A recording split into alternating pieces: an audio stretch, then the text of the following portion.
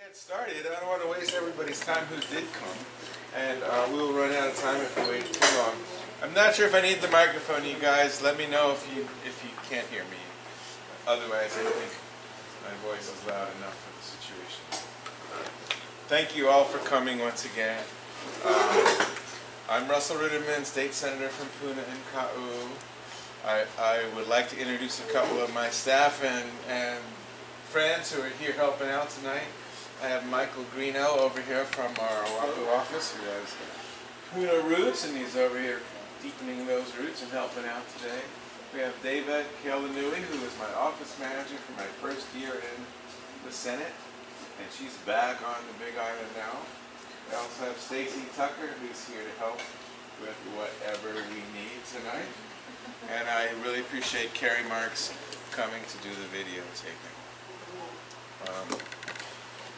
I don't know that we need a lot of introductions, but you know, I just got elected for the first time last year, so it's been almost exactly a year that I've been a state senator. I tried a couple of times in the past without success, and I thought I'd give it one more shot last year when they created a new state senate district for Puna, and there was no incumbent that landed in that district. And when I read the names of the people who were planning to run for that seat to represent Puna, I just couldn't stand it and decided to get off my butt and try one more time. And I had promised myself I would not run against an incumbent, and then so the situation came up. There was no true incumbent in the race, so I ran. I worked really hard with the help of a lot of people here, most especially including Stacy, and we were able to get elected. So the first year I was a freshman, and as you might imagine, there was lots to learn. You know, it's kind of like a babe in the woods almost. You know, I'm not that young, but in terms of politics, I was new at it. You know, and several things happen when you come in there being new. First of all, people kind of make you pay your dues a little bit. You know, they're not that open and welcoming to the new kid on the block. So there was a certain amount of resistance to it. I also was kind of an outsider in many ways. You know, what reputation I did have over there was sort of as a protester, or as, you know, an activist. I think that I successfully overcame that reputation by being very polite and respectful for as much as possible for my first year there. And I think people were kind of expecting a wild-eyed lunatic with a protest sign, and I acted as if I was a normal human being instead, and successfully fooled quite a few of them. Show us your other side. What's that? Show us your other side. You've already seen that other side. We have pictures of that from the protests of 20 years ago. I do want to encourage everybody to please sign in. We love getting your names and email addresses, and we'll put you on the list for our email notifications and stuff.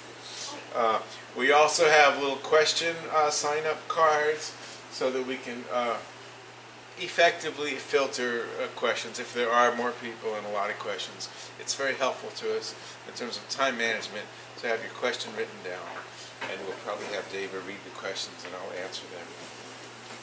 A few other things I want to tell you about that are back there on that table. I do have a newsletter, which is hot off the press. I mean, literally hot off the press. Today. I printed it today. Michael's been my newsletter person, and we worked on it up until today. We are putting this out about once a month during session, and about every other month during what's called the interim or the non-session. So this is our newest one. It kind of summarizes the year a little bit and talks about next year. And then there's also, which I feel kind of excited about, there's a flyer back there about a workshop that's happening. The one in Puna is next Monday night, right? Pahoa Community Center, Monday the 16th. What this is the public access room. They're going to teach a workshop on how to most effectively interact with the state legislature. And what they are is, in my mind, I view them as sort of the librarians from legislature. They're there to help us learn how to find the info we want, contact people, and honestly, I went to this workshop last year, And I learned more about the legislative process in that 2 hours than I had in my entire life up until that point put together. It was a very educational and worthwhile workshop. And as I try to talk wherever I go, I want people from Puna to be as effective a lobbyists and advocates as possible. And this is going to give you a lot of good tools for that. The state legislature website is actually a very, very useful tool. And for all the faults of our Hawaii state government, for all our imperfection, our state legislature website is actually one of the best in the nation. And it's very useful if you learn how to navigate it. This workshop will help you with that. Okay, we're going to summarize a little bit briefly of us talk about last year, a little bit more, but then we'll move on to what I'll be working on this coming year. And my interest is in answering your questions about that, also receiving input from you on what other issues you would like me to be working on. And that's really the purpose of the meeting. Let you know where I'm at, what I plan to work on, solicit your support for it, and get feedback from you of what else I should be working on. So it's like we're prepping for the upcoming legislative session, which starts in the middle of January, just a few weeks from now. And I, along with my staff, have been working very hard on laying some groundwork for this year. You know, as I was saying, as a freshman, there's not a whole lot of, I can't claim a whole lot of legislative success, but I've been assured that no freshman ever gets a bill through. So it's sort of par for the course, and maybe I got a couple of bills farther along the way than most freshmen do. But this year, I just want to build on that and take it to the next level. I have established a lot of alliances with some of the other senators and reps there. I'm no longer an unknown, and people aren't quite as leery of me or working with me as they were. And I've also learned the ropes and the rules of the game a little bit more. And one of the things that I'm doing fundamentally differently is to market my bills a little differently. Last year there was a bunch of individual bills. They all fell through the cracks in various ways. And this year I'm going to, and particularly with what I'll call my local food caucus, I'm going to try to market my package of bills better so that they're harder to ignore, they have more widespread support, and hopefully some of them will go all the way through this year. So we'll talk about that.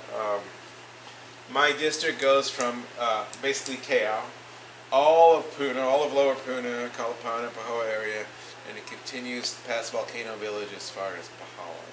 This is one of the 4 state senate districts on the Big Island.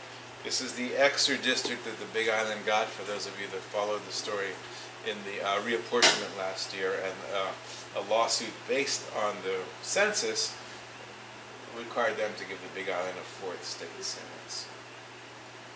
My term happens to have been a 4-year term, so I'm not up for election next year. I'm not up for another 3 years.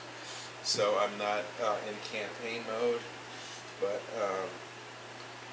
it's a welcome relief, because some of my colleagues are already starting to think, okay, campaign season's starting soon. We got to think about that. You know, working hard next year and being careful what you say and do. And I don't have to do that quite yet. So far, so it's nice. In the previous year, there was a lot of ups and downs. You know, to me, one of the most exciting things that came out of the legislature last year, because I have a strong focus on energy, and there was something called on-bill financing that isn't in place yet, but when we complete the rules for it, it's going to allow people to put solar panels and solar hot water heaters, solar water heaters on their roof. Even if you don't own the home, even if you don't qualify for a loan, it's going to be something you qualify for based on the fact that you pay your electric bill. And so let's say you could put solar panels on your roof, pay for it through your electric bill with no upfront cost. And even if you're a renter, when you leave, those panels will stay there and stay attached to that electric bill and get paid off that way. I think that was an innovative thing, and that no one else in the country has ever done this yet. And assuming we can make it work, it's going to be a big step forward. Are you saying that did pass? It did pass, yes. There were several solar energy initiatives that didn't pass for various reasons, including preserving the tax credits which are in limbo right now, but that bill did pass. And looking back on it all, there was also somewhat controversial, but hopefully it'll turn into a good thing, an early childhood education initiative, which I did support. That was somewhat controversial because the teachers union wasn't that happy with it, really. But it's an effort to extend early childhood education down to starting in year 3. And I think that anything that supports our educational system is very valuable. Myself, I'm on the Education Committee, the Energy and Environment Committee, the Water and Land Committee, and the Ways and Means Committee, which is the Money Committee. Those are my committees. I would love to have been on the Agriculture Committee, but it conflicted with Ways and Means, which was it conflicted with Energy and Environment, which was really my first concern, and so I went with that. And I am Vice Chair of Energy and Environment, which is a whole other discussion. You know, power isn't shared equally there among all legislators.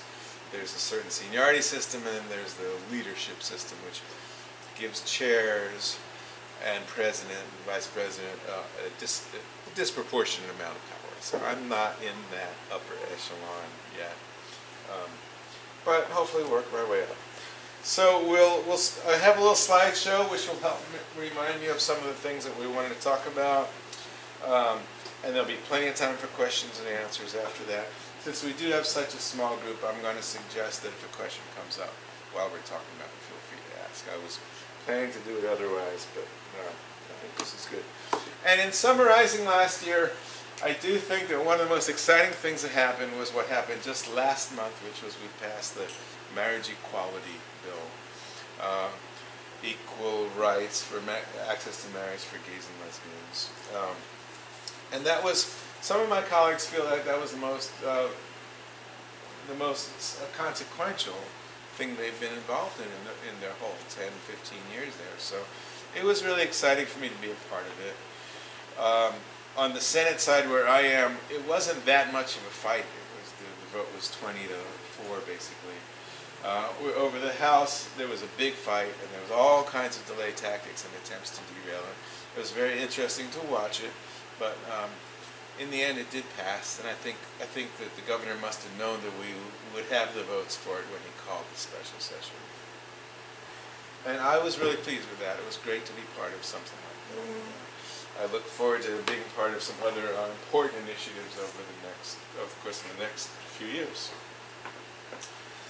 Okay, so there we go. Introduction. A little summary of just who your representatives are. You know, at the federal level, we have 2 senators that represent our entire state, and the representative that represents the Outer Islands and rural Oahu is Tulsi Gabbard.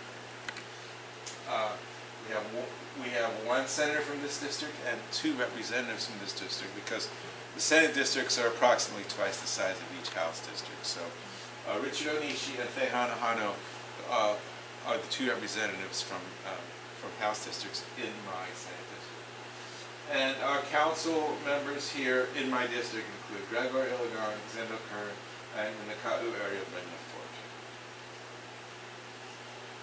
A little bit of a visual explanation of our district. This is my state Senate district here. I should try to use this. We're learning technology here. Hold the button. What? Hold the button. Oh, there we go. Do you guys see that? Yeah. Is that better or worse than me pointing? You like that? All right, so here's my district. Here's this makes me feel good. And as you can see, it's divided up into 2 House districts. And it's you know, Puna has never had a district of its own before. And I'm very, very proud to be the senator from Puna. And the fact of the shape of this map reflects the incredible growth in population that Puna has seen over the last 10 years. Awesome. Yes. Do you have numbers on that? Yes, this is number 1, Hilo.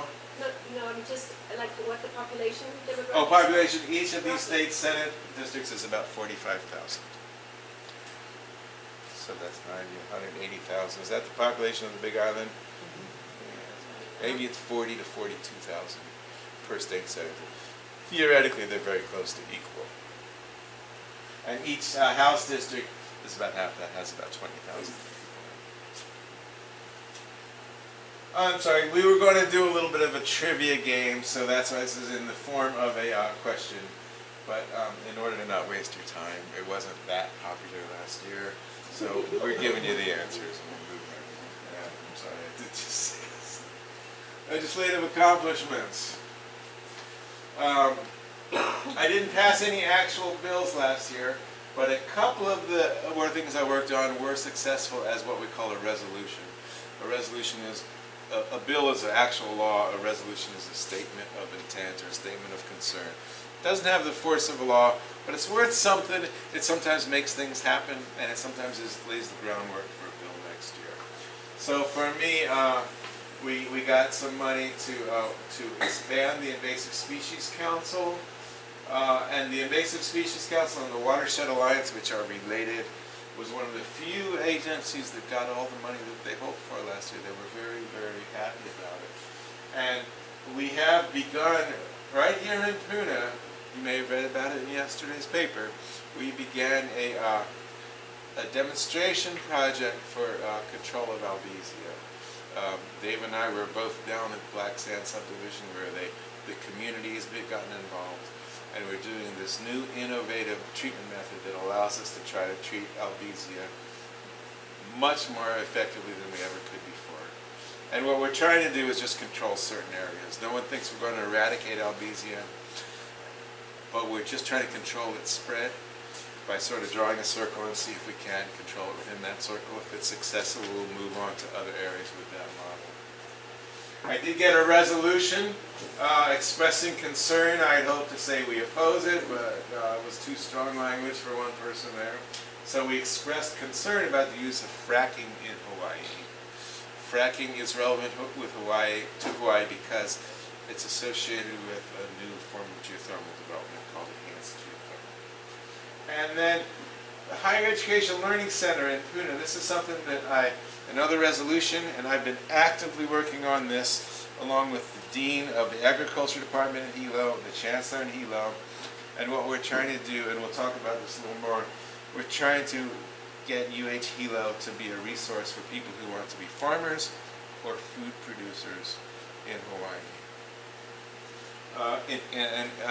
What the idea here is, a lot of farmers don't go to college. They don't go to college classes, right? So we're going to bring the college classes to the farmers. And what we're going to charge them with doing is finding out who are the most successful farmers in Puna, what methods are they using, and we'll share that information with other people. So sometimes it'll be farm visits, sometimes it'll be meetings at places like this, and also it'll be information online on the internet that people can access to stimulate more agriculture and also to stimulate more food production in the form of value-added manufacturing, which we'll be talking about a little bit more. Legislative accomplishments. These, I can't claim personal accomplishment for these, but these are high on my list of things I was involved in that I'm happy about. The early childhood education we mentioned, marriage equality mentioned, and this is the on-bill financing for solar power that I mentioned. Those were, although they weren't my bills, I was quite actively involved in, especially the last two of those. I feel like I was fairly actively involved in that.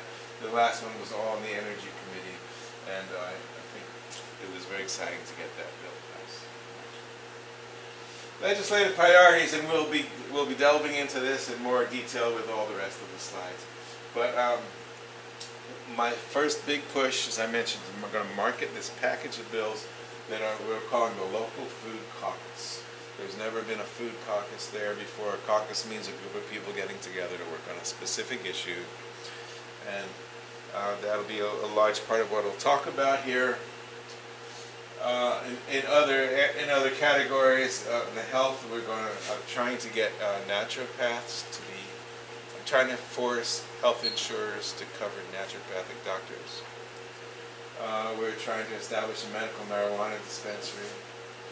On agriculture, there will be an assortment of GMO fights this year. There will be a labeling fight similar as it was last year, and there will probably be an attempt to preempt the county ordinances that were just passed on the Big Island of Hawaii relating to GMOs. So we expect a GMO fight once again. Good government, I'm trying to propose election recall. In other words, if you really hate your legislator, you can get enough petitions, put it on the ballot, and do a recall. Not for me, of course, this wouldn't be up. And also try to do video conferencing so that, you know how you can video conference? You can go to Keaau and video conference to the council. Well, I find it absurd that we can't do that to the Honolulu hearings, which, you know, for someone here to go be there, it costs you a minimum of $200, a minimum of all day, and there's no guarantee they're going to hold that hearing on time. And so it's, I think it's an important way of opening up access to neighbor island participation. Energy, environment, we talked about fracking, and we'll talk about all of these in more detail. Oh, e-waste, I forgot about e-waste. The e-waste bill, which is electronic waste, batteries, computers, stuff like that, died last year. It got so complicated and so involved, it just died of its own weight. So we're trying again with a slightly simplified, more streamlined bill, for which I work closely with Recycle Hawaii for input. Community concerns, minimum wage. I will be introducing a bill to increase the minimum wage, even though I'm an employer. E-waste is there. So sustainable living, this has got to do with a project we're working on along with Graham Ellis and people at Space and other people. The idea that it shouldn't really be illegal for multiple families to share a piece of land. You know, it ought to be okay in our rural society. Helicopter noise, we all know about that. I'm not saying I can fix that. Food security. So this is a few of. So let's get to my local food caucus. As some of you know, I'm in the food business. I'm the owner of Island Naturals Market, and as in that position, I watch us ship millions of dollars out of the state every year over and over again. We're paying someone in California to make things for us. We don't have any food security. If ever fuel got really expensive, or for any reason, terrorism, natural disaster, for any reason the ships weren't coming every week, we were going to be in a lot of trouble. You know, we import 90% of our food, and about 85% of what we do produce is export. So it's kind of like we're a banana republic, you know, and it doesn't have to be. We all know we have tremendous resources in Hawaii, and we ought to be able to be self-sustainable. So these are a few of the individual bills. The cottage food bill is based on a bill that just passed in California that allows you to make certain kinds of foods at home. It's got the cottage industry is the idea. Like, for example, when you see banana bread or cookies at a farmer's market or at a church or school sale, that product is illegal because someone made it in their home. So I value food safety and health requirements highly, but not everything needs a commercial kitchen, and access to a commercial kitchen is an obstacle for a lot of food production. So this idea is a person takes a food safety class, commits to certain sanitation standards at home, and certain low-risk products like banana bread, granola, cookies, they can make at home. So Grandma's banana bread will be legalized, and legalized banana bread. Macadamia nut, this felted coxid, it's a weird name, but it's a new pest that we just started seeing on the macadamia nut, and we're trying to get funding to address it before it goes very far. It's very analogous to the coffee berry borer, where last year we passed a coffee berry borer beetle bill, and this year it's, I wish I could say 5 You've been saying that for a year, haven't you? And we're working on it. And the macadamia nut have a similar new pest they need to address. Raw milk products, there's two aspects to this. One is, and why I'm concerned about this, I just want to remove some of the legal obstacles to small farmers selling food. There's a lot of things that tell a farmer they can't sell their food. I'm not really much of a milk drinker, but if right now in this state no one's making yogurt, no one's making cheese, no one's making butter, no one's making sour milk. What am I thinking of? Butter, yeah, what's butter? So these products are low-tech products. They're value-added products. They turn the milk into an expensive, durable product that we ought to be able to make in our state. But unless you have an approximately $2 million pasteurization machine, you're not allowed to legally sell any milk product. So there's some resistance to it. Maybe I'll fall back to it being cultured milk products for our first step so that someone can make cheese and yogurt. Coffee labeling, this has to do with, you see like Lion Coffee, it says Kona Blend. Well, it doesn't say that 90% of that stuff is from any country they could get it from. So this would require them to say, it says 10% Kona coffee, 90% Nicaraguan coffee. And there's a separate origin labeling bill that if you're going to say it's, Hilo mac nuts, then it really ought to be from Hilo. So they can't just use the words in a deceptive way. The Prudential Learning Center, and that's the distance learning thing I was talking about at Hilo. This has to do with enabling people in low-income housing to have food gardens, which they're currently not allowed to have. And good agriculture practices is something that came from the Farmers Union. The idea that they can reward farmers who take good care of their soil and leave their land in a better condition than they have received it. Yes. About this agriculture stuff, somebody pointed out to me recently that organic farmers have to be really, they're watched every time they turn around. If a slug comes, or let's say something less obnoxious, but, like say something that's going to come and eat the leaf of your plant, comes within 5 miles, you have to can all of these plants around here, you have to throw them out. If you're using pesticides that are non-organic and herbicides, they don't control what happens on your plant land. Anything like they do for organic farms. Is there anything in the works there that would, make it somewhat equitable between organic farmers and non-organic farmers? I don't think there is anything in the works. When the organic certification is basically a special set of rules to assure you and I, the buyer, that they really are organic. And if you're not choosing to be certified organic, then you're free to use anything you want. You can just poison the meal, how? What's that? You can poison Well, the yeah, meal, that's the difference between organic food and not. It's what you can spray on is regulated and controlled. Now, I know a lot of people say the organic rules are too tough and difficult to comply with, and I do have sympathy for that. And there's a lot of people who are growing using what you might call organic methods but aren't certified. And on a small scale, neighbor to neighbor, farmer's market thing, maybe that's fine. But as you get into bigger operations, like if we're shipping something to California, there's no way they know what practices used on the farm. And certified organic gives them a certain assurance. So I don't know. Yeah, there's a lot of people these days that are farming organically and choosing not to get certified because they don't like those restrictions. Well, they're really being penalized. And most farmers that I know that are actually choosing to farm organically are doing so because of a pretty strong conviction. Mm. And they're not just casually doing Oh, I agree. whatever. But they should be so penalized. Something as simple as like if a bug gets on their area, if you're doing pesticides and herbicides, it doesn't matter if the bug gets on your area. There's no responsibility on the part of the, I don't even know what to call those farmers. Conventional, we call it conventional or commercial. Correct, yeah. Well, you're right.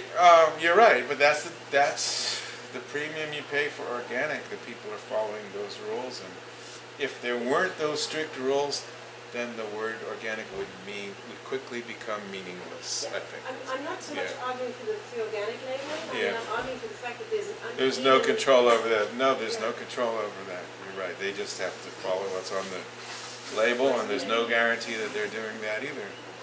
That's why you buy organic food. Yes. Now, is there any push to make the pesticide division of the Ag Department more responsible? Well, that's going to be a really big fight this year because, as you probably know, in Keaau they passed a pesticide disclosure law just in the last 2 months. But it's only applying right now to large farms and to, what do they call it, controlled pesticides. It's restricted use pesticides. So it doesn't apply to Roundup or things that we use around our garden. But it's a step. It's the first step in that direction. I think there will be a big fight on whether to control pesticide use or not. Yeah. Ask a question from the cards. What? You know, say, since we have such a small group. Yes. Yeah. that goes- I agree. I mean, Michael's reminding me that since we have such a small group, you don't have to write down your questions, and your questions are welcome as they come up. But I'll just add, but I would like to collect your cards after we're finished. Oh, okay. So that I can get back to you individually if you prefer. Yeah, we love having your name associated with what question you ask, so we can follow it up. Before I leave the local food thing, I have a little show and tell here. When we talk about food and local food and sustainable, we usually think about agriculture and what can farmers grow. And yeah, that's the first step. But for me, running a food store and seeing all this imported food, there's another level, which is possibly even bigger, of food manufacturing, value-added food production, that I think we ought to really push for establishing more food production here in Hawaii. We ship a lot of things in from the mainland that could be made here, even if we don't grow the raw ingredients. So there's two things here. One is value added for things we grow, like if someone grows mac nuts and they make a mac nut granola, that's nice, that's a packaged product from one of our raw ingredients. But even things that don't grow here, I believe that some of them should begin to be manufactured here. I have some examples. There's a bag of chips. This one is corn chips. And we'll probably never grow corn cheaply here. I don't think we will. It's a commodity crop. But even if we had to import the corn, this bag is 95% air. And we pay to ship all that air from at least California, probably a lot farther, right? We paid by the cubic foot and by the pound, and with the carbon footprint and the economic cost it's attached to. And the dollars for whoever made this go to some factory somewhere else. So I really think, and I don't have a bill that solves it, but this is my reason for the concern, I think that we ought to make chips here, even if we don't grow the corn.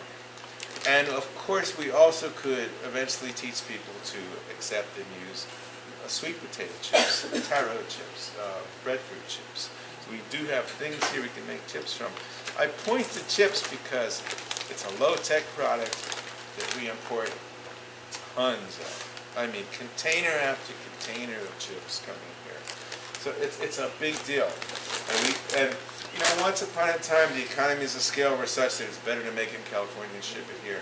But I believe that balance has shifted. Shipping is more expensive. We saw Matson with their new increase. They're going to increase it every year. It's never going to go down. Shipping is not going to get cheap again. This is lemonade. We have honey, lemons, and water all on this island. You know, but we ship in containers full of lemonade. And even more dramatic is iced tea, all the glass bottle iced teas. We could make iced tea in Hawaii. You know, I think we could. There are some issues to be solved. The main one for beverages, I think, is containers. We either need to learn to reuse containers, like we used to do with deposit bottles, or there are some plastic containers that I think Coca-Cola is using now that actually can be imported effectively, and they pop open to size when you use them. In the past, that's been the drawback, but you know, earlier this summer we traveled to the Philippines, and I watched people bring back their Coca-Cola bottles back to the store. I mean, we used to do that not too long ago, and glasses, you know, we could do that here. There's no reason why not. Kona Brewing Company lets you bring your half-gallon jug back to refill it. So it is legal, it is possible. And then this is something we do grow. This is kale chips. The reason I mention this is again a value-added product. Every farmer that comes to us at Island Naturals, almost everyone says, I got kale, would you like to buy it? Like, you know, unfortunately we have 20 other farmers growing kale. And so that's a problem for selling fresh kale that has to be sold this week. You've got to find a market for it. And if I say no and the other store says no, it's probably going to stop growing kale. But if you dry it, it becomes stable. it becomes a superfood that instead of worth a couple bucks a pound, this is worth, and ours is cheaper than the ones we imported. This is $6 for probably 3 ounces. And all that we had to do was dry it and maybe flavor it. So this is an example of a relatively low-tech, value-added food production. So we can take many of our crops and remove them from this urgent need to sell them this week and turn them into a stable commodity. Another example that's been suggested many times is breadfruit flour. All this breadfruit, it usually falls to the ground and rots. But if you dry it or freeze dry it and powder it, it's actually a commodity that can be used for baking, for cooking, for all kinds of stuff. If we're running out of food back here, please take these back there. I meant for them to be eating, but I wanted to show them first. Russell, Yes. so that's a great idea, but maybe we only need one producer of kale chips that would take all the farmer's product rather than, Yes. there's so much duplication. Yeah, that's true. I agree.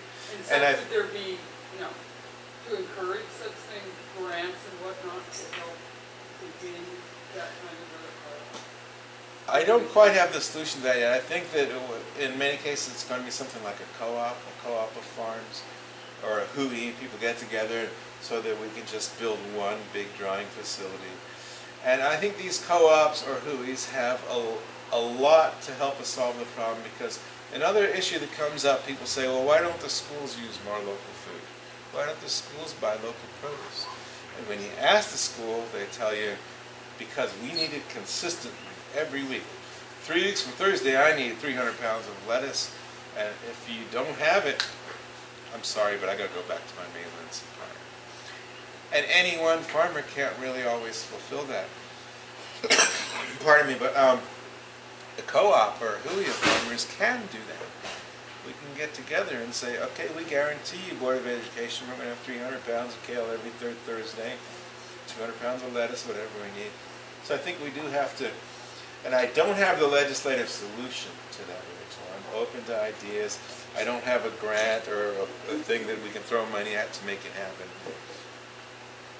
But I believe that's a big part of the solution. Yeah, every farm shouldn't have its own commercial kitchen, its own drying facility. It should not. And so there's a move towards this idea of food hubs for just processing and food safety. There's a movement towards that. But I also think that's the answer to things like this. We need a chip maker on the island, a food dryer on the island, a bottling facility on each island. And rather than it being one big company like Coca-Cola, I'd love to see it be a hui of producers or an actual co-op. I would love to see it go in that direction. Well, back in the heyday of the sugar industry, wasn't there like a soda company in every little town?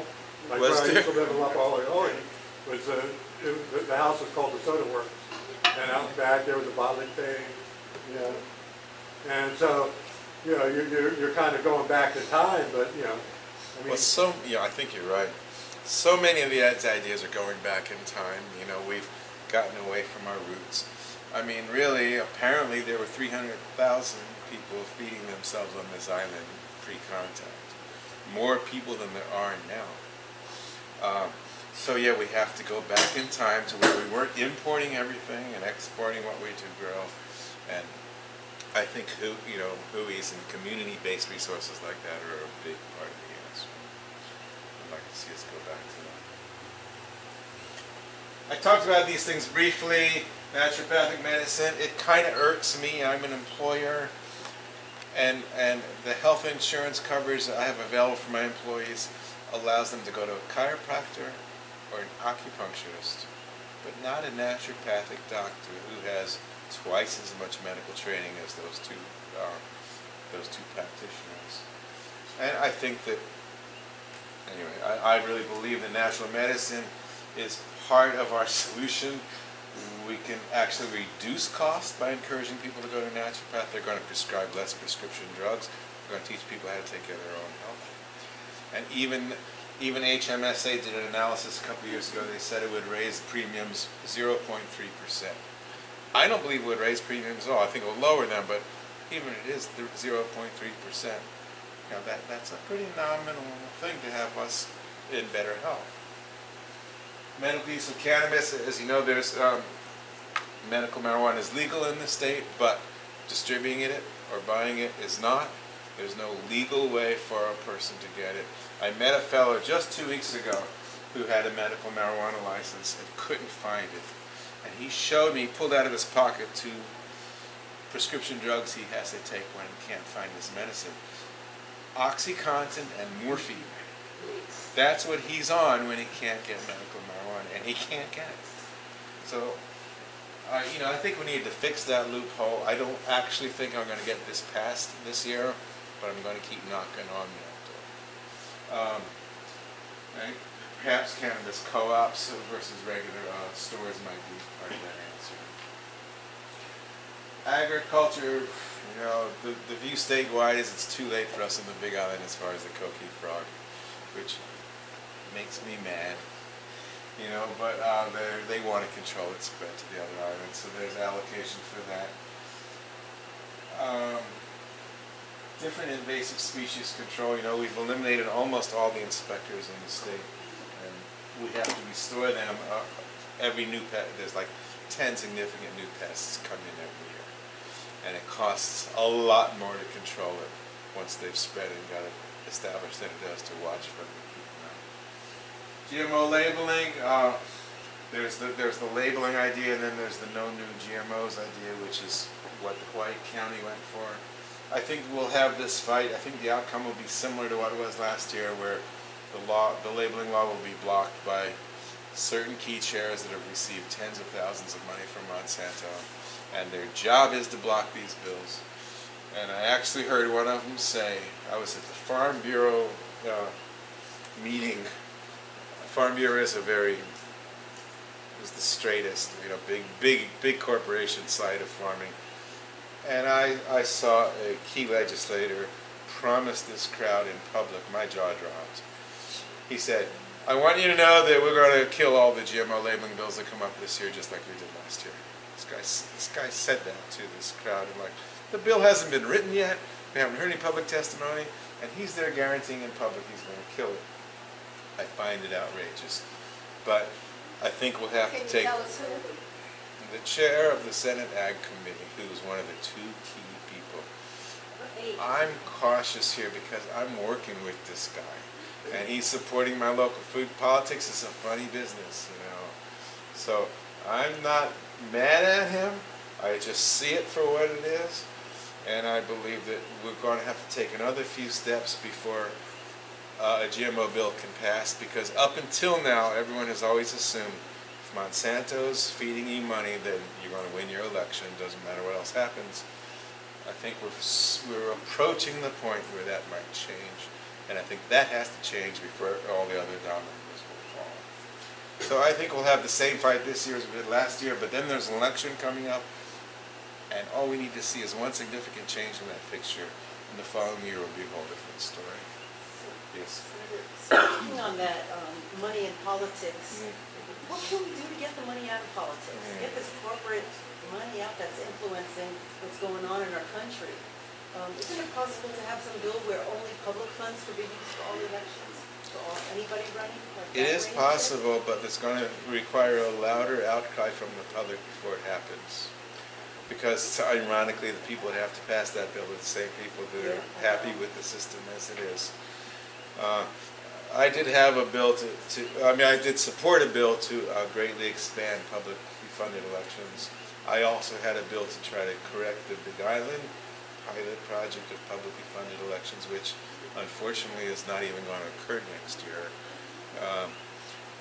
I think that's the root of the problem right there, what he talks about. There's one guy, he's got an organization called Voter Owned Hawaii. His name's Corey something. And he says that this is the reform that allows all other reforms to happen. And it's true. We have to get it out, but it's not going to happen until there's more of an outcry that there is now. And of course, as you can imagine, there's tremendous resistance to it. I will vote for it every time, and I believe that's what we should do. If it were up to me, no one could spend a penny to get elected. you'd have to go to public forums, and the TV stations would have to broadcast those forums. And if people want to vote, they have to pay a little attention. They have to read the paper or watch the forum, and not go by how big the advertisement in the paper was. Industrial hemp is, we're talking about farming hemp. Industrial hemp is legal in many countries, and recently in one state, it can produce a lot of produce food, fuel, fiber, and medicine, totally aside from the THC component of cannabis. Good government, that's what we were just talking about. I don't think the publicly financing is going to go anywhere, but we're going to introduce one that allows for a voter initiative, so you can collect signatures and put a ballot on the state. Is that all that's going to have to happen? It's not going to be a charter amendment or anything, this initiative process? That initiative process will require a constitutional amendment and a state law to allow it. So we're introducing both. Could it be possible that it would pass this year? I don't think so. For the same reasons we just talked about. Most people who are entrenched don't want to see anything change of that nature, But and ironically, in Hawaii County we do have voter initiative. We do have direct initiative. We're the only county that does. Lowest law enforcement priority. Lowest law enforcement and the 2% vote. Those are great examples of the use of that. Apparently, there's a statewide mechanism for it, but it hasn't been used like ever, as far as I know. Initiative reform.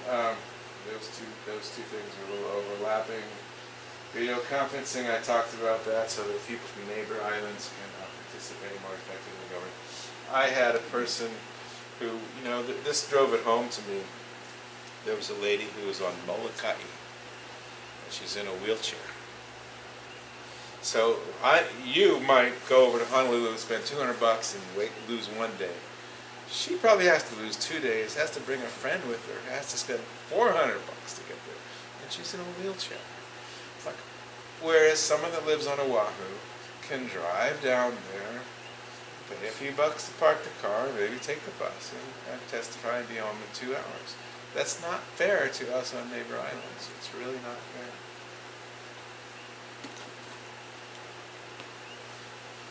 Renewable energy, first one let me leap. Oh, that's from last year, I'm sorry. I'm a little confused about what that first one means, I'm sorry. Like, what we're talking about the first one. Virtual net metering. Oh, this is the wheeling idea. This is the idea of you can buy, this is true in some states where you can choose whose power you're buying. So there can be a solar farm on Kohala, and you can buy into it through your bill. Hydraulic fracturing, we talked about fracking, which I have been highly ridiculed for introducing that by pro-geothermal developers and nobody else. So everyone else in the state seems to understand why fracking is a bad idea, but the geothermal developers, they try to call me insane over this. Yes? So how big a percentage of the population these people represent, the geothermal people? I don't know. I don't know that answer. I do know that outside of Puna, everybody has a different attitude towards geothermal than we in Puna have. But there's a lot of people statewide who realize that that's not the future of energy. The future of energy is solar on your rooftop and batteries in the basement and maybe some windmills. The old vision from a couple of decades ago that there'd be big geothermal plants in Puna and an undersea cable to feed Oahu. There are many people still going on the inertia of that vision, and including DBED and our state government administration, our governor. I think that idea is going to die of its own weight. They'll never build that cable to the Big Island. Maybe they'll get one to Lanai and Molokai and see how it didn't work and was too expensive. It'll never come here. And the future of energy is distributed resources close to demand, not massive resources far from demand. Yes, sir. Well, there is a pilot program also at the energy thing over by the airport, the Kona Airport, that is taking deep water right. and you know, it's like a heat pump system on Yes. somebody's house. Ocean And they- thermal energy And conversion. they say that has the potential to provide all the electricity for the Big Island. It does. Massively And expensive. so does wave energy, by the way. Wave energy is like wind energy times 10, except it's still a little bit new to us. But each island has resources like that do have the potential. Yeah. There's a little bit of those are emerging or up and coming technologies, aren't fully ready for prime time, but they're very, very close. And they certainly can be developed long before we'll ever build that cable. And I think they will be too. Yeah, ocean thermal is very exciting. I think it's great. And every island has the exact same capacity. Uh-huh. And e-waste, we talked about that. That's another disparity. On Oahu, they have e-waste recycling centers all over every day. On the outer islands, it's once a month. You know, we'll be at Keaau the third Saturday or whatever. If you're like me, it's hard to keep track of that stuff. And I'm embarrassed to say that I throw batteries away. We would like to fix that.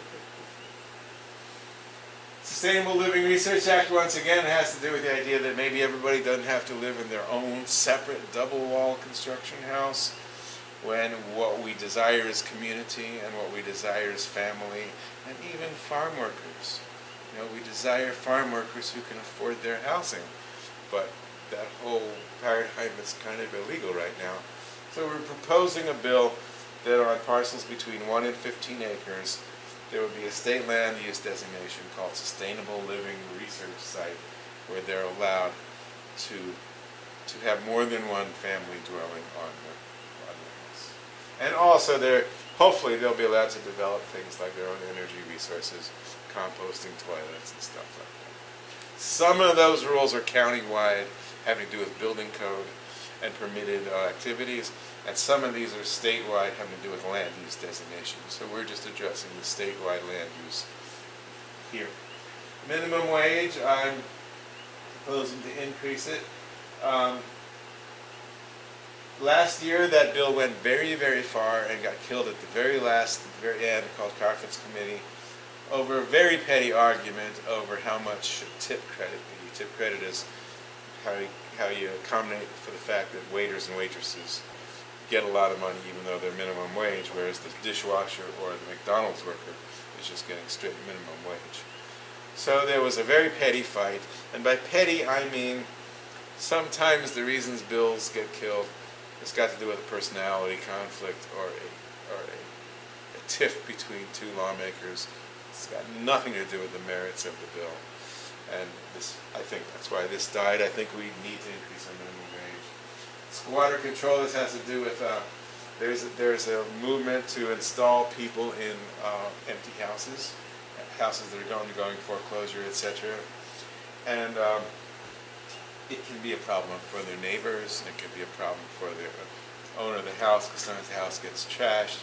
So what we'd like to do is get some mechanism where they don't turn on the electricity until you can verify that that person has a right to live in that house. And I'm torn about this. I hate to see houses sit empty while people are homeless. I agree this is a serious problem, but illegally squatting can't be the solution.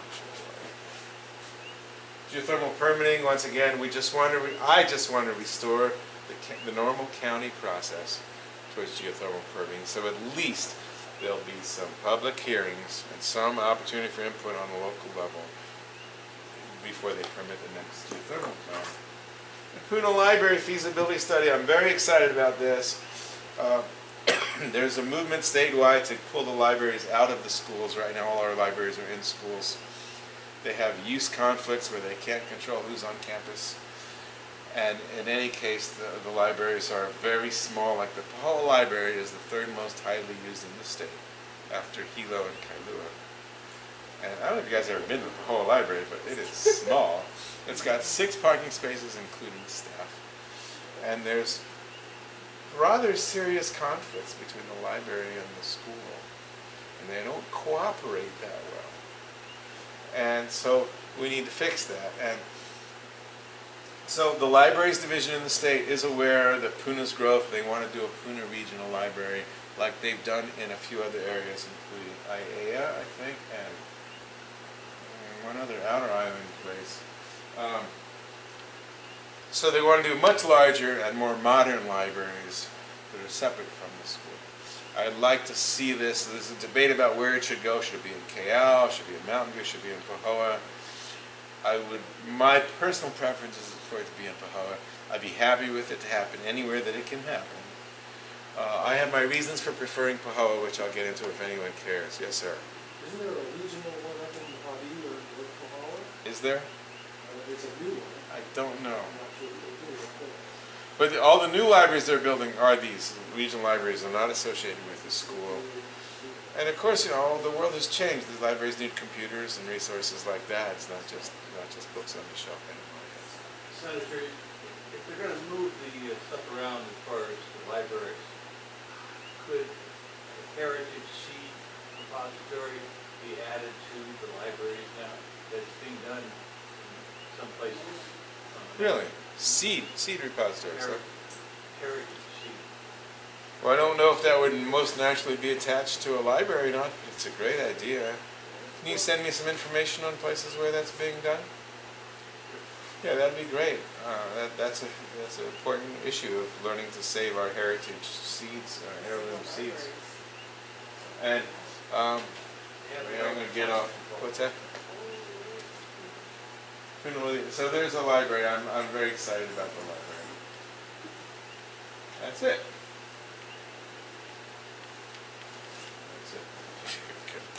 So that's just to help guide us through my summary of the things we're working on and have something to look at. And now it's time for questions, either about these things but also about something I haven't addressed, like the seed repository. I'm open to new ideas too. Yes? Senator, I'd like to, I know you indicated here that you were going to propose a bill to eliminate civil penalties for possession of cannabis. Decriminalization, yes, thank you. Carrie, I'm going to move a little closer. You can wander. Yes, it didn't end up on this list. There's a few bills we're working on that aren't on that list, but that's one. I thought we were going to maybe legalize cannabis after Colorado and Washington did last year.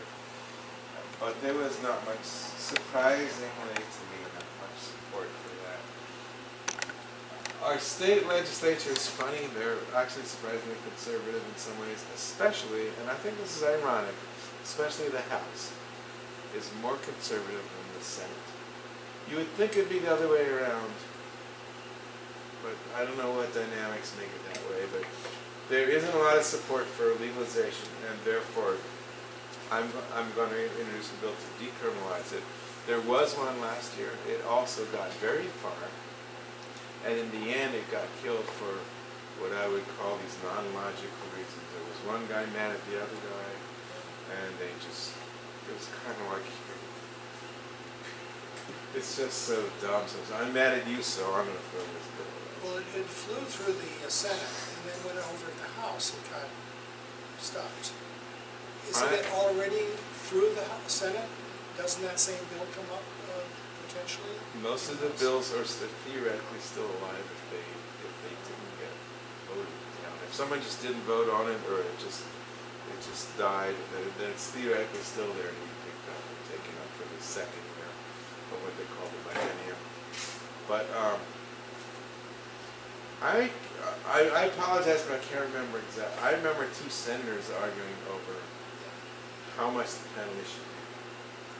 Or maybe it was the House. It was going to be $1,000 for a while, which I can't not bother. That's decriminalization.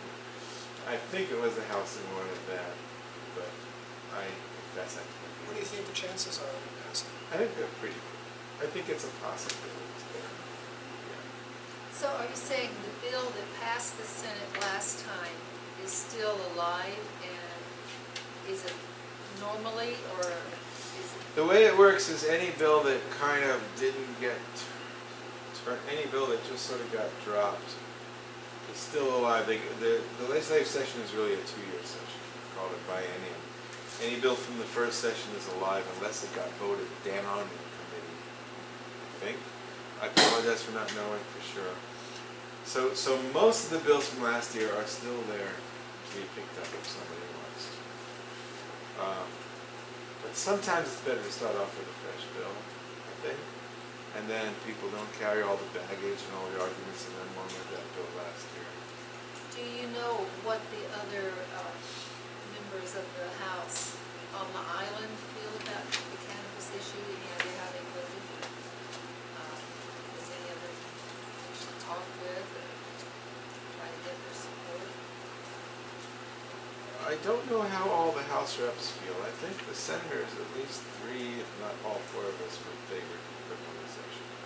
I think all 4 of us would. On the House, I cannot say how Cliff Suji would vote on this. It's usually the rest of us versus him, in my opinion. But you got to convince all the other reps, you know. So it's not just about what the Big Islanders decide, you know. But I think that we're a fairly progressive delegation, and I'm pretty sure all 4 senators would support this. I can't say for sure about all the reps. Yes. Isn't it a matter of showing them exactly how much money the state is going to make when the cannabis is legalized? You would think so, and I think that's a big motivation for this change in some of the states where it has occurred. And now the decriminalization won't help with that. But if it were to be legalized and taxed, like Colorado's doing a 25% tax, they're gone looking at 60 to 80 million bucks come in from. It's going to fund their entire police department. I do think that once we see those figures, that'll be a lot of ammunition on our side to make it happen. When people see the reality of that, you would think that that's enough, but there's certain conservative elements that will resist it for other reasons. Yes. I was just wondering, Yeah. Sorry, the tourism board, I don't know which of the breakdown in the government is responsible for tourism. I mean, call me naive, but I assume that the tourism department had a fair amount of say as to about legalizing same-sex marriage. I mean, it's pretty much a no-brainer to my mind anyway, that was going to bring a lot of money to the state. Surely this saying that the legalization of cannabis, or even hemp for that matter, think of how many farmers are about to come here and farm hemp. I agree with you completely. I'm thought we were preaching to the choir here. I agree completely, and you would think that.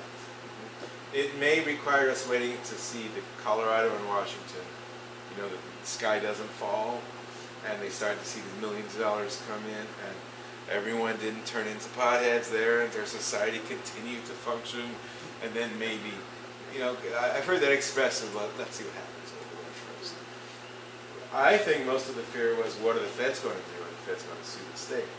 But that has been removed. I think as long as Obama's our president, he's made it clear he's not going to interfere with state laws on this subject anymore. Anymore being the key word here. But I think that in Hawaii, we're probably going to wait another year and see what happens in these other states. And that's why I'm introducing the decriminalization bill. I think it's just a weakness. Interesting. Well, another point that I think we could make here in Hawaii is that we have a unique position as far as, as medical marijuana gets more established and acceptable, that, people can grow the stuff here to supply those, and it won't just be going across state borders, and interstate travel and stuff, into states where they don't have it. And, because, on the mainland, there's going to be the temptation, well, I can get, $5 a pound for it, selling it to somebody conventional, but I could still get, $100 an ounce from, somebody across the state border where it's still illegal, So that's an advantage for Hawaii, right? Yeah, that's an advantage for Hawaii, yeah. We have a built-in advantage right there. They have to leave their extra here when they go home. Sometime last year, the head guy in the Department of Health over in Honolulu changed a ruling on the catchment tanks here in Hawaii. For veterans. Veteran home loans, yes. And home loans. So I was wondering if and I actually am involved in trying to resolve that. I had a meeting with the Department of Health people here, and they're very well aware of the problem and that it shouldn't be there's some discussion. I recently got a letter from, I think it was the State Department of Health. They are in discussion with the Veterans Administration, and the VA needs to take an action next to say that whatever the state defines as potable water is good enough for us. And so they're trying to work out. The State Department of Health and the Veterans Administration have to come to an agreement on their rules. It's really a snafu right now. No one intended this situation to happen. It's just that water catchment is not used almost anywhere else in the country. So it's not, it's kind of defined as non-potable water. And what the Department of Health needs to do is establish criteria by which it can be called potable water. And then those loans will become available. Yes, that was exactly what I was going for, was catchment owners should be able to take water in, the health department can get a certificate of safety. And the reality is many people on catchment don't drink that water. They bring home bottled water, or they have some kind of strong filtration system. So both of those are reasons why we shouldn't deny a home loan. I think this is a snafu. No one intended it for it to occur, and I believe it'll be resolved in the next half a year. Because right now we're punishing veterans of all people for something that, you know, everyone in Pune is on catchment. You don't have a choice for 99% of us. It's where we all live. And remarkably, the Department of Health does not have a lot of illnesses attributed to catchment water. They really don't. For all the concerns that there are, statistics are very, very low. They showed them to me. So it's as low as the same illnesses on the menu. Yes. As you might guess, I'm going to look forward to a certain tree that grows here. A certain tree? Is it a fast-growing tree? A fast-growing tree is called a leaf. Okay. And I'm sure I'll use it as things like let's use it for maintenance. So talk about value added. There's a lot of things we can do, including building materials, not necessarily 2x4s and house exterior construction things, but interior finishes, furniture, and so on. So I spoke with you some months ago about this, and there was a little back and forth from your staff, and I'm not heard anything. So the question is, what can I do to have some positive input about what can be done with that, if anything? And Mary Matt, please eat all the snacks you guys. So we had enough for 50 people. Well, Gary, I think what you can do is help me figure out how people can use them in any quantity. How we can solve the problem of them actually being used. I'd much rather see them be used for something productive than just kill them. But I don't know that we have the solution to that yet. There's a lot of people talk about, let's chip them and use it for mulch, which is great. Chip wood chips. We need mulch, we need dirt here. And other people say, let's burn them for biomass. We need the energy, of course. The problem is the trees are not convenient to where people want to use this. So who's going to pay for the trucking? Who's going to pay for hauling that stuff? And who's going to pay for going into these very hard to penetrate jungles, which I just learned how hard they are to penetrate the other day, and pull them out. So I would like to find a useful use for these. I really would. By the way, Gary makes surfboards out of LBs as well as other wood products. It's a very innovative thing. It's wonderful. I'd love to support it. Better than fiberglass, by the way. It uses less gravity. It hurts the scratch feet compared to that.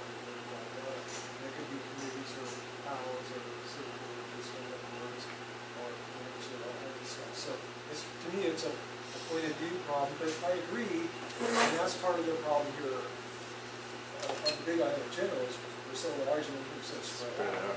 Even things as simple as recycling cans becomes an expensive process by the time it gets back to where it's actually doing something else. And so that's, to me, suggest more diversified thing rather than a centralized approach. But at any rate, I'm really open to that, and I want to find that solution. I just need somebody to help me figure it out. I don't have it. I don't know how to make it economically viable to use that for any of this stuff. It's obvious to me that we need it. We need that material. I mean, I have a friend who wanted to do a wood chip acres of Albizia and just create this demonstration farm with mulch this deep and how great it would work. And boy, I bet it would work great. I mean, it's a wonderful material. But I don't have the answer. And nobody else does either, or they'd be using it. I mean, you're making surfboards out of it, and someone else says they made flooring out of it. But this is a small percentage of it.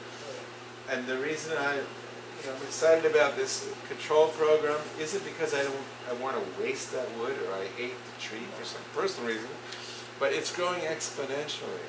And it grows, I forget, it's at 25 or 30% per year as it spread.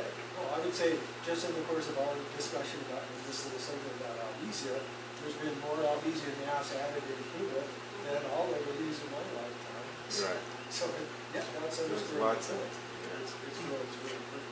But, you know, are you aware that there have been some research projects done at Keaau where they've done hedgerowing and using the leaves and twigs as mulch, which nitrogen fixing improves the humus and all that. They have chipped the wood and burned it for biomass, but it doesn't have as high value as a Hokio wood or But they also found that they saved fertilizer when they were growing high value hardwoods like color, teak, and mahogany. Instead of the startup cost of putting a lot of nitrogen, if they put an albizia tree every so often, it put enough nitrogen in the soil to help those trees grow and cut their fertilizer costs. So a lot of this stuff has actually been done, actually in the state of Hawaii. And, you know, for example, if you want to use it for interior trim in the building, you know, trim around windows and whatnot, I'm sure HPM and NASA would be dead set against it. Because, Well, that doesn't mean we shouldn't do it. I mean, when you have 99% of people who would be benefited by it and 1% that wouldn't, I think we need to go forward anyway. Madsen shouldn't be stopping us from doing anything. They're not going to run out of money. So no, I was not aware of those uses on Keaau. So, do what I did is to get you a little bit of this. Michael back there. He's at my office, Senator Ruderman email, and we'll collect that. And I would love to put together people who have ideas along these lines, to try to make it more useful. I'd love to see it be useful. You know that Albizia was planted. It's not an invasive, accidental invasive. It was planted. They planted 140,000 of these trees in the 40s. Some forestry guy who. I mean, our attitude towards what we plant has changed in the last few decades, but at the time it was, these are fast-growing trees, it's just what we do. And, but it's overtaking the Esame Valley, how they like their view. That's what all these neighborhoods are going to turn into. If left unchecked or unused, it will kill most of the ohia, it'll kill most of our native story, it'll block most of our view, and it will make every house too hazardous to live in. Because most power outages are caused by Albizia roads. A lot of housing damage and water tank damage and road damage and water line damage is from Albizia, and it's spreading, 30% a year. So we've got to do something. And I hope that, Gary, you can find a use that's so compelling that people are going to go out there and poach Albizia. They'll take Albizia where they're not even supposed to. I would love to see that happen, and I will support it 1,000%. Yes. A quick little story if I may? Okay. I'll get to the questions. The original people that came from England from England to New England landed on the shores there. There are these orangish red things running around the beaches with tails and pinchers on them, and they put them in the compost heap. And I was telling this story to somebody from Massachusetts. They said, yeah, and after that, we got to put people in the stockades for years and years. And today, it's lobster that we fly around for $40 a clip. So, like Jimi Hendrix says, it's all in our mind. Do you say that? We realize what's there, and we approach it and said, the pest, an enemy, it's evil, it's a menace. If we go, okay, it's got problems, what can we do with it? How can we, I'm just saying that would help solve the problem. Of course, we need to cut back on it and stop the spread and all that stuff. I'm not advocating what anyone can grow, but I'm saying we can start coming at from the other end too, and create, we talk about value-added things and stuff like that. So I'll do my best. you're going to be the person who comes up with a solution, I think, if anyone does. So I'm Good. So counting do I on get a you. gold star or a You will sustainable bank account? We'll get a real gold star, made out of real gold. We'll get you a real gold star. Helvetia does. Well, no, it'll be like that. Helvetia does give the cane toads and the mongoose a shake, who are also brought here as a fix. I believe that fellow you were talking about put all these trees here to redo the soil after the sugar was gone so they can run cattle, and that was the idea. Really? That was the motivation. They're throwing the seeds, all these seeds, Another all the blunder. hoppers and everything else. Kind of like the cane toads and the I use mongoose. Helvetia seeds in my house.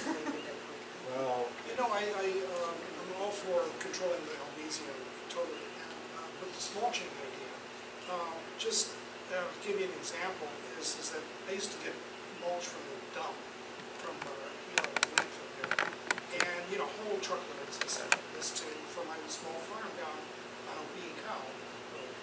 And now I got fire ants, and my neighbor's got fire ants too. I mean, the fire ants are an awful pest, and they really hurt.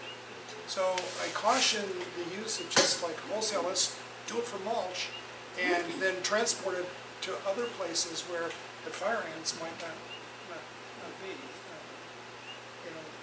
The spread of fire ants is like, that's even worse than the coqui frog. I mean, you get a bunch of bites out there working under the trees and things like this, and you're just screaming. I agree.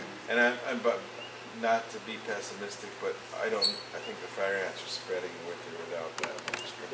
Fire ants are spreading on their own now. It's a huge problem, and there's no solution in sight. And it's, again, only on the Big Island so far. But they'll probably spread rather quickly. That's because they can't check for them. I'm extremely fire ants fan by the movie, but there is one good thing about it, and they're not about the trees. It's way quieter than people else. I've heard somebody else say that too.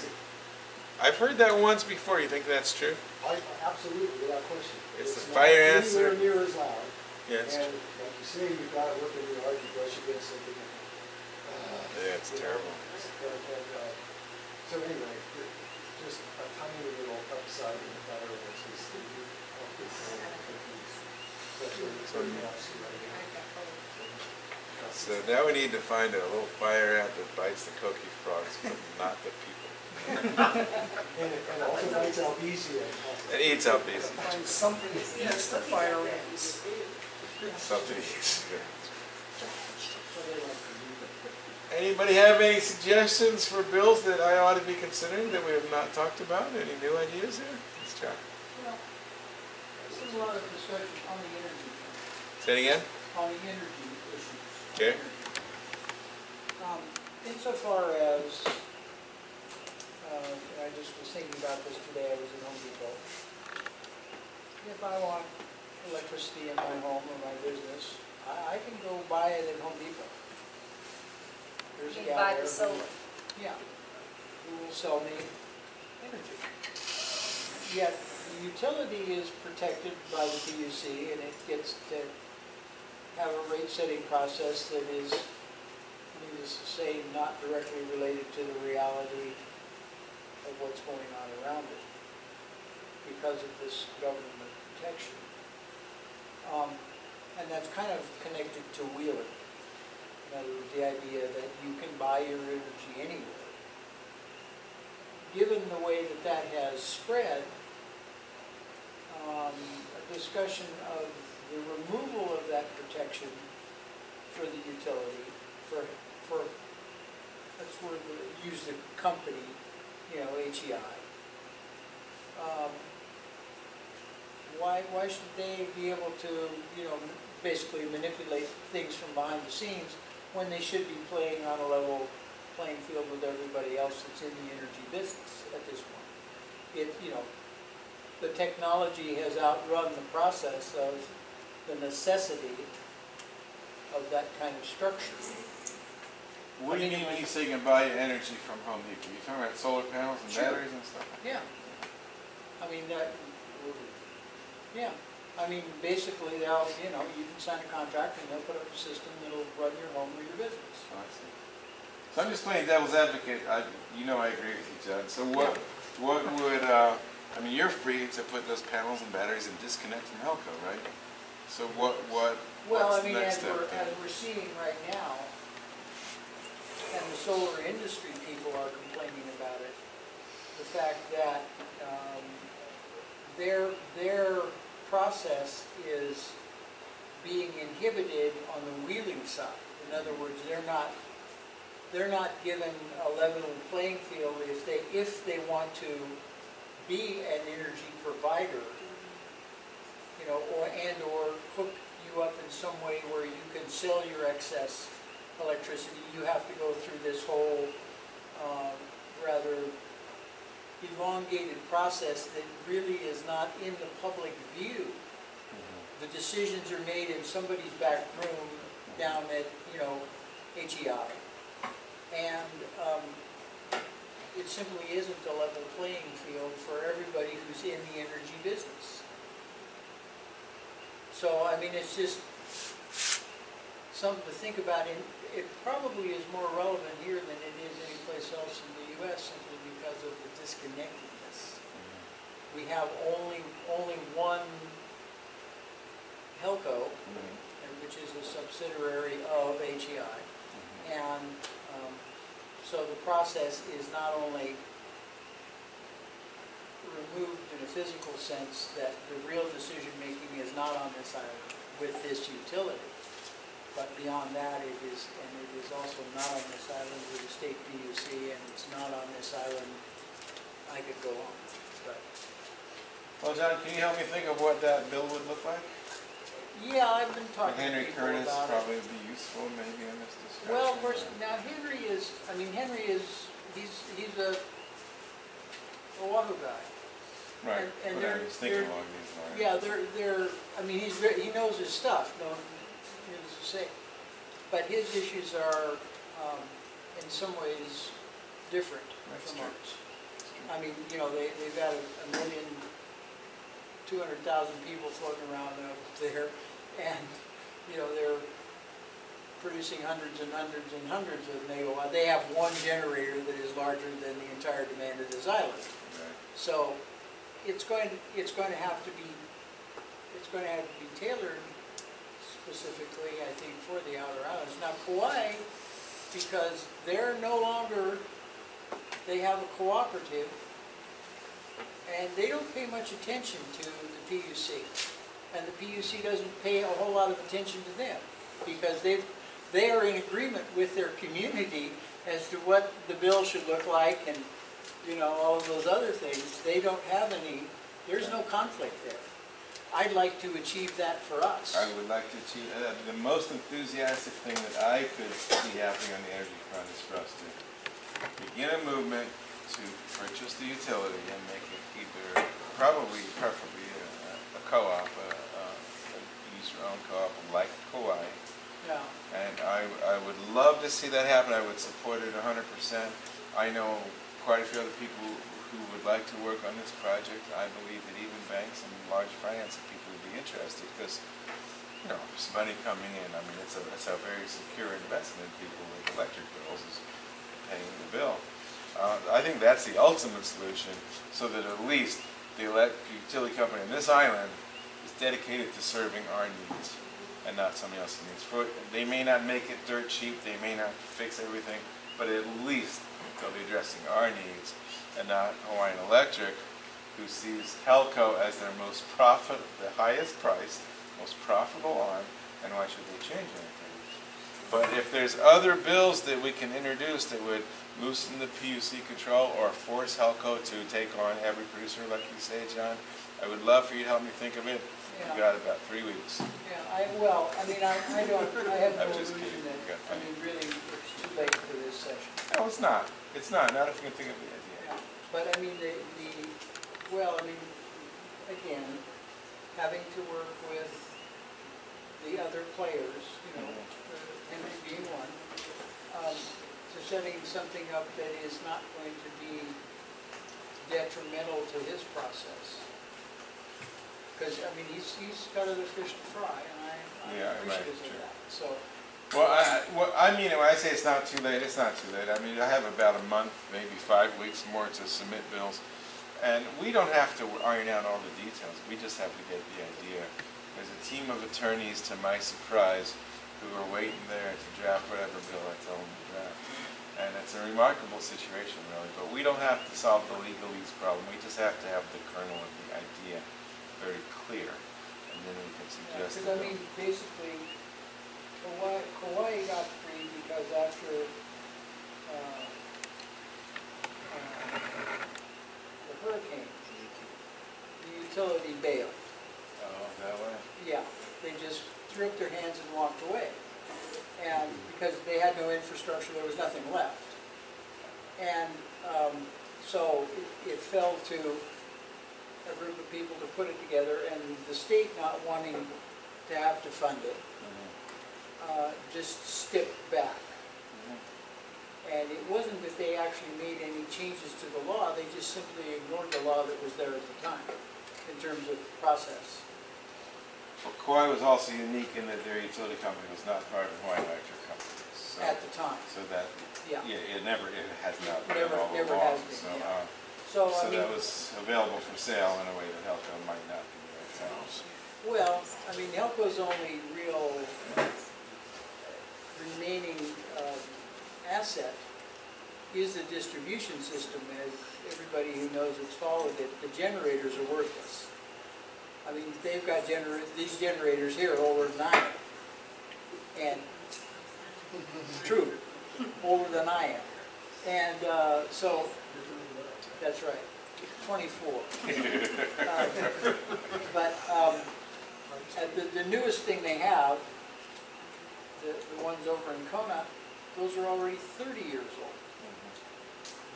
So they don't have any assets here at this point, other than the distribution system. So, You'd think they'd want to sell, I mean. well, I mean, I think you and I both know that there's been rumors, you Yeah. know, that they're going to come to you this session, the legislature, for help. Oh, really? Yeah, HEI? HEI. Help to do The what? answer is no. Well, they need to be, in short, they need to be rid of us. I mean, because we're no longer delivering 20% over cost. I mean, their energy projection, I was looking at the 1993 IRP, the final draft. And in that document, we were supposed to be up around 350 megawatts of demand. That was their projection for 2013, Right. 20-year document. Well, in fact, our peak demand now is around 180 megawatts. And it's even though the population has gone up by That's right. 35–40%, and the demand is continuing to drop. Right. So they can't figure out how they're going to keep the windows clean on the 24th floor. It's not looking good. And we know how they hate that. They got that, you know, that Waikiki view, and somebody's got to be out there cleaning the glass. So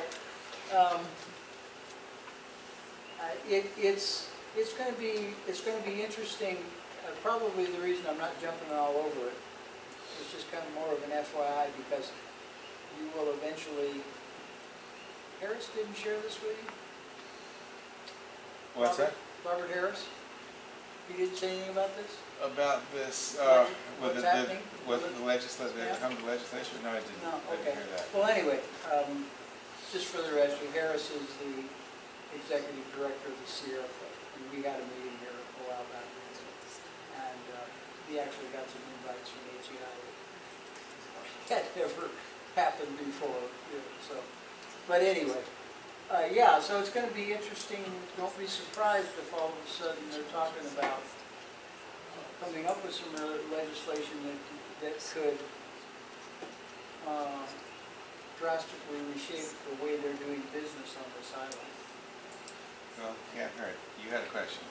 I was just wondering, you said earlier that yeah, we are creating their biggest profit share. Well, not me now, but I guess when I'm like, Are you off grid? but I yeah, am, but yeah, Carrie, I have. a lot.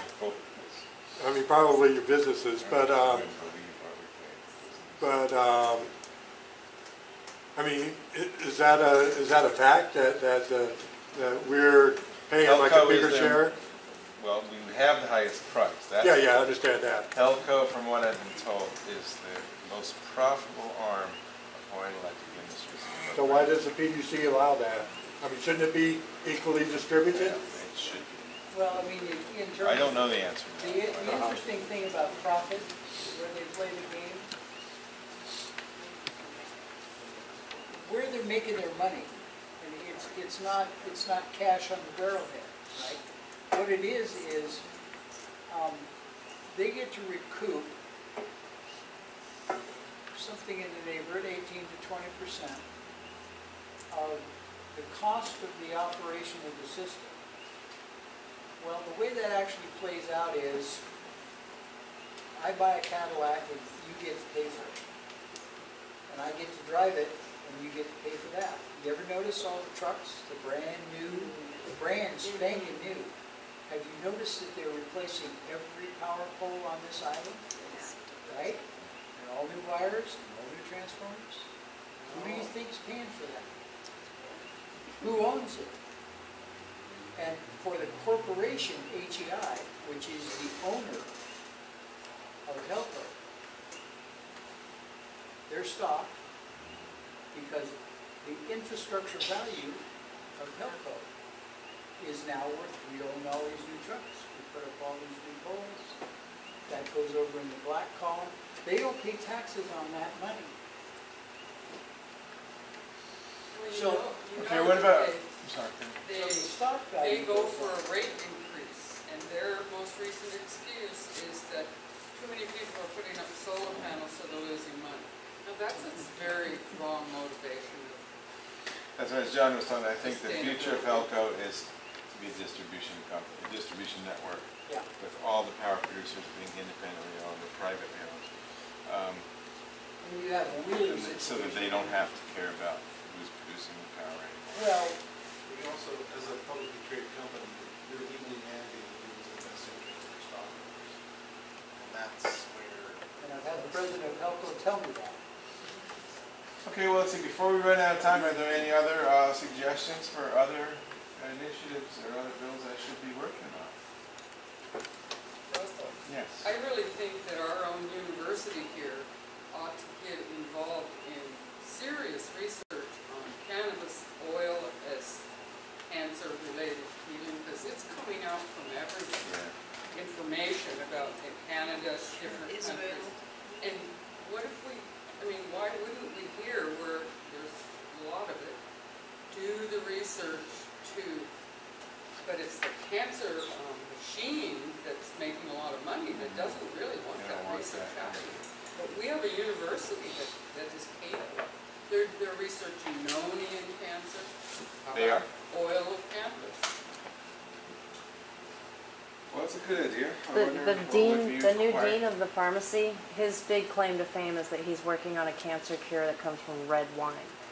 And Oh, really? it's a concentrated red wine thing. And the thing is, you would have to drink like 1 million liters of red wine to get the same effect. Well, that's But that's what I would do if I were you, is go straight to the dean of the College of Pharmacy and give him your idea, because that's the guy, and cancer's his bag, so, Really? yeah. Even better if Senator Ruderman, I mean, he just has more credentials to bring such a subject to. It would, but it would help Senator Ruderman if that guy heard it Yeah, that from goes several both different ways. people, because then he's already backed up. When Russell gets there, he's already had the idea from you, and it makes Russell's job easier. Rachel, I would totally support. I think that's a great idea. I don't know what obstacles there are, and as Carrie said, maybe that's the guy to ask, because maybe we ought to ask him, why can't you get into this kind of research? What obstacles are there? So if there are some legal fixes needed, we could address them correctly, you know. a lot of times things do work the other way, where like the university in particular is kind of semi-autonomous, and the legislature's not supposed to tell the university what to do. So it might want to come that way. I would certainly advocate for it, and I know the dean of the College of Pharmacy a little bit, Dean John Pizzuto is his name, and oh, that's a great idea. Any ingredient to get people Yeah. altered consciousness. It's like potentially an amazing deal. It is. I've been reading more and more about the cannabis leaf juice. No THC content involved, but tremendous healing properties. And, yeah, we have the ability to grow that. Yeah, I know that would be a wonderful thing if we can make that happen. That's a good idea. I'll find out who the dean of the pharmacist is. John Pizzuto is his name, and he's easy to find because he's right here in Hilo. Yeah, he's a pretty nice guy. Where is the pharmacy school? Right now it's scattered among several buildings in Hilo. The core of them is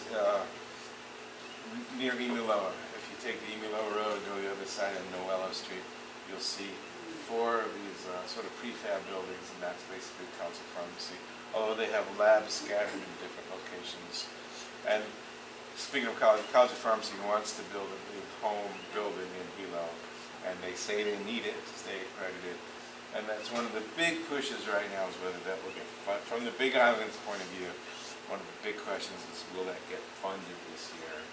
So on the one hand, we need it. On the other hand, everyone's mad at the university for wasting tons of money all the time. So there's a little attitude, especially in the legislature, of the university's gotten away with a lot of stuff for a long time. We've got to pull the reins on them.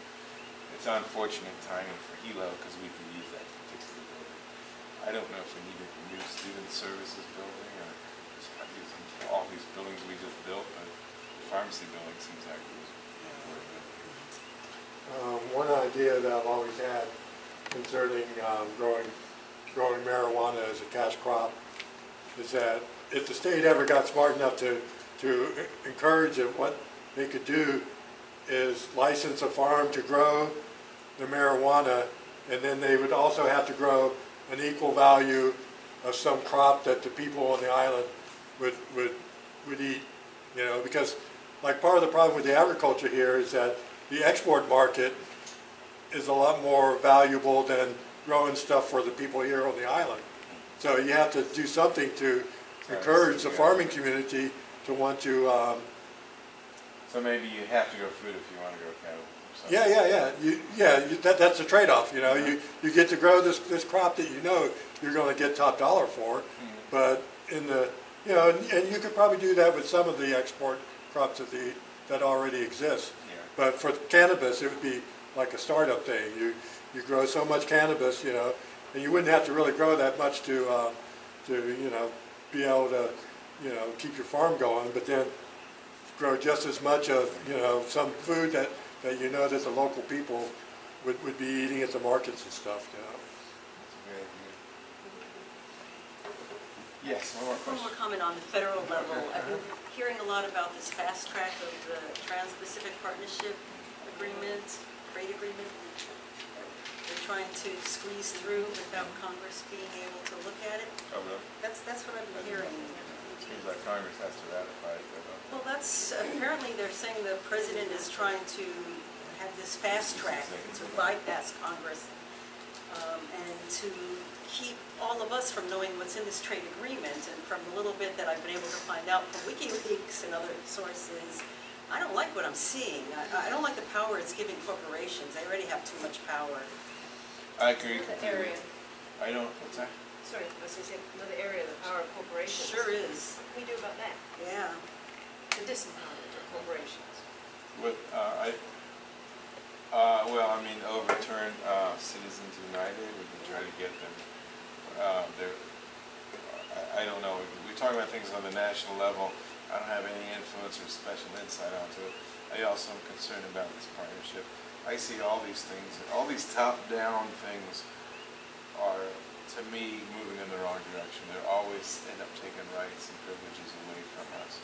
And I hope that doesn't go through. I hope there's enough of an outcry quick enough to squash it. Everybody called They're the going to legislators. remove the ability to label GMOs in any country that signs on to it. I know. Yeah, I know. example. They would have to. that's really scary. sovereign power for them. It's, you know. I mean, I think one of the things to do is to continuously stand up for home rule and local sovereignty. This issue is playing out in the state right now, so it's a county versus state, but the same principles apply to state and county versus federal. Yeah, that scares me a lot, and it's very disappointing to know that they're just trying to do that. One more question. Okay, Okay. well, getting back to that issue specifically, is there any possibility of passing legislation that would protect the county's authority? You know, because right now, we only have the authority when we can say that the state isn't really, The state doesn't. yeah, when the state doesn't really hold up to its own responsibilities, you know, and, you know, and I guess I'm assuming from that if the state does kick it up a notch and take over that responsibility to a better level, that would usurp that at this point. But anyhow, Yeah, I think what we have to do is just guard against any further power grab by the state. I mean, as it is, we have the right to regulate anything the state does not have a say on, and so there are certain categories of issues that fall to the county, and unless that gets changed, that will remain that way. So I think we have to watch for any of these preemption type efforts at the state level. I mean, right now we do have those rights, so we just have to prevent any law that takes them away. I don't know what to do. You know, before we finish, I wanted to share one little story. John reminded me when he mentioned Robert Harris at the Sierra Club. You know, I do think that there are some positive signs in politics right now, even though there's still not publicly funded elections and things like that.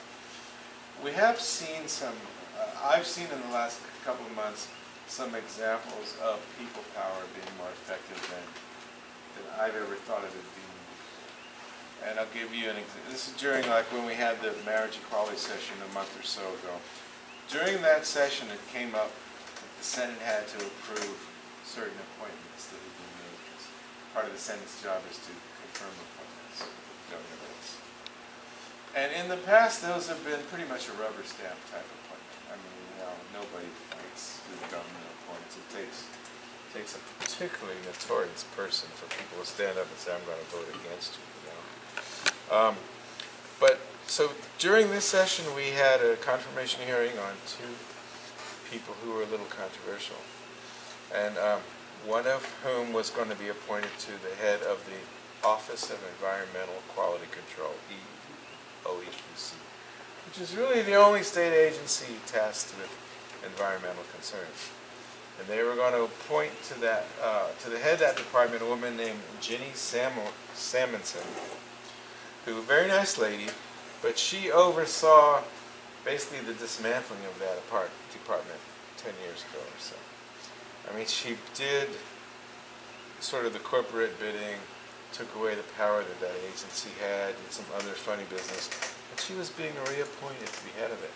And every environmental agency came out against her. And even more so, they said they're going to come out and testify against her. And I think through the power of social media and internet and networking, the word got spread very fast, and there was tremendous opposition expressed against her, to the point that 2 days before her confirmation hearing, she and the governor withdrew her name. And the same thing happened with an appointment to the land board that same week, that there was opposition brewing. People spread the word, lots of input got put in, and they withdrew the nominations. These were victories. They're victories, you know, in a negative sense, you know, but they're victories. And it means something.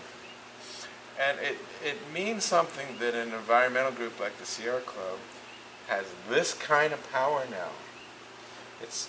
I attribute it to social media.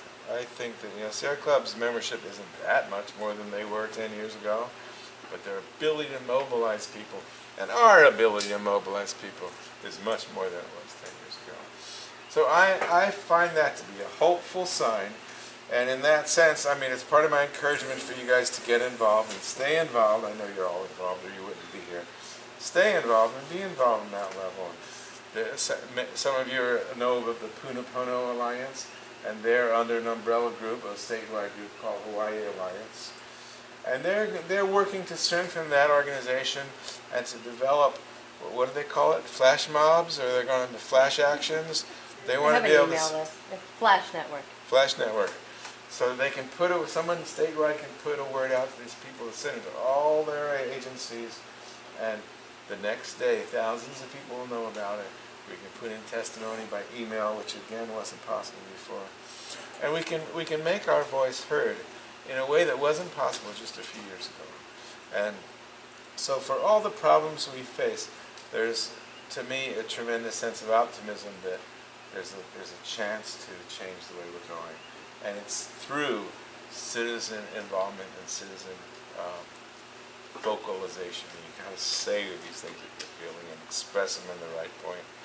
So I really hope that you folks will all stay involved. Sign up for our newsletters. We'll email them to you every month. Join these organizations if you feel like-minded towards them. And, you know, I think it's appropriate to have a little bit of optimism about what we can accomplish in these next few years, because the game is changing a little bit. And, you know, you can see with the GMO fight, you know, I mean, a couple of years ago, Monsanto and the big corporations had all the power, and it didn't matter how loud we were yelling at it. It didn't matter. You know, suddenly it matters.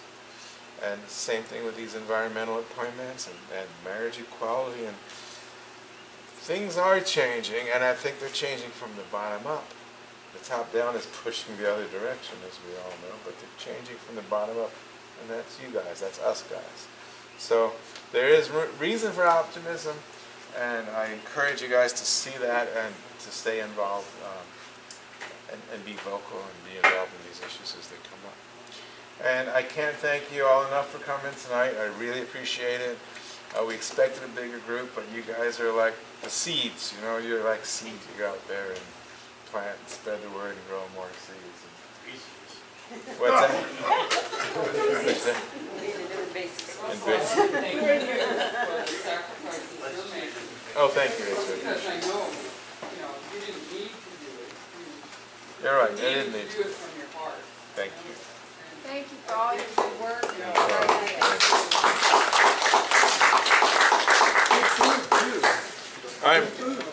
What's that? Good food too. Oh, you want to thank Island Naturals for providing their refreshments tonight.